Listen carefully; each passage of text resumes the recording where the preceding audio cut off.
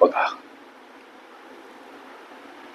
150चा शेकडा 60 काढून येणाऱ्या संख्येचा शेकडा 60 काढला तर मूळची संख्या किती कमी झाली असा प्रश्न सोडवायचा कसा लेकरांनो? प्रथमतः 150चा शेकडा 60 म्हणजे 60% किती हा प्रश्न, तेव्हा ही मांडणी लक्षात घ्या. 60% मांडताना 60 भागीला 100 अपूर्णांकामध्ये अशा पद्धतीने मांडतात. मग इथं हे दोन शून्य खलास. 15 सख काय हो 90. याचा अर्थ 150चे शेकडा 60 म्हणजे 90.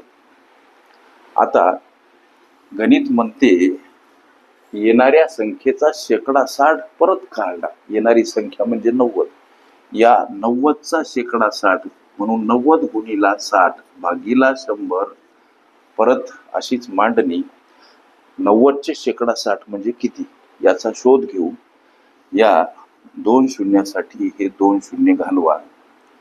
9 गुणिला 6 अर्थात 9 सख 54.